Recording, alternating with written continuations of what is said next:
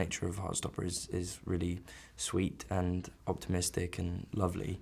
So it was nice to be able to do something that was, not necessarily polar opposite to that, but just completely different.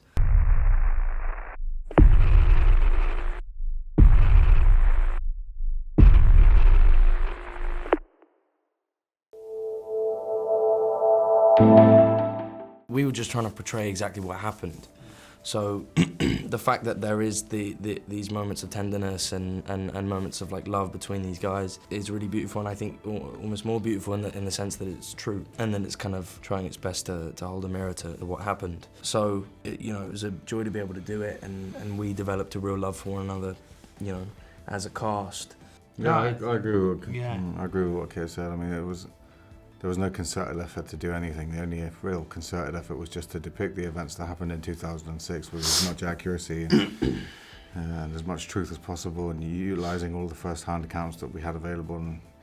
And if what you described is included in that, then sweet. Yeah. From an acting perspective, the goal is always to try and stretch yourself and do completely different things. So I think based on as you said, the nature of Heartstopper is really sweet and optimistic and lovely. So it was nice to be able to do something that was, not necessarily polar opposite to that, but just completely different. And I would say that actually, I learned a lot on Heartstopper, and that was arguably one of my first jobs as a kind of adult, or becoming an adult. But really, I think the team aspect was something that I learned on Warfare. I'd never really had to work as a team, certainly not to the extent that we did on Warfare. So I think that was really the first. That was kind of what I learned on this job. I mean, it's really incredibly insightful to be able to tackle a role and have people who directly know the character that you're portraying and can give you really genuine anecdotes about them. I think the majority of us got to meet the person we were playing. And so again, because this is in real time, there was no sort of artificial things that were put in there character-wise. There was no artificial backstory or sort of history that was sometimes in films, because it's just not what happened. That wasn't our goal, But I think that, everyone is really remarkable in this, and everyone worked really hard at getting to know their characters. And I think through the sort of training and through the sort of regimented protocol, character comes through. I think everyone is quite clear on who these people are, and we've had the opportunity to meet a lot of them and meet some of them after the movie was done. Like, I had never met some people that I hadn't met some of the men that were the real life men, and I'll tell you, like, since meeting them, you look at the portrayals of them, and it's quite unbelievable how much they embodied their character, how much sort of soul came out through their actions. So yeah. Like I think some of it doesn't seem like it may not seem like there's not a lot of what some people might call character, because the structure of the piece doesn't build up those origins and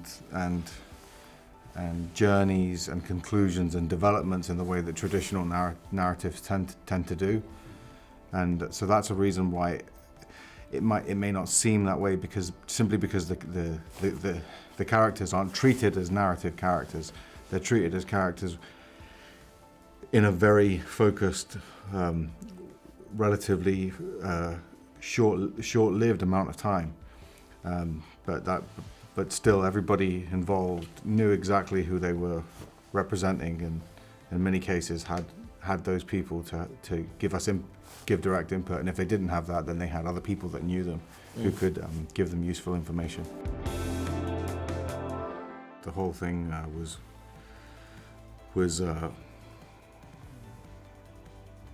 totally necessary for the film to end up the way it did, and to make us work the way that we did, and for us to understand where Ray was coming from and where Alex was coming from, and it was also quite unique because it wasn't necessarily just devoted to specific occupational skills to do with the military, although it was a lot of it was to do with that. A good deal of it was also about being a team, about different philosophies, and about using some of those principles and applying them to a group artistic objective, which is just quite a rare thing, and it worked. It really they worked very well together, those two disciplines, to the point where I think we'll all apply them to our individual work in the future.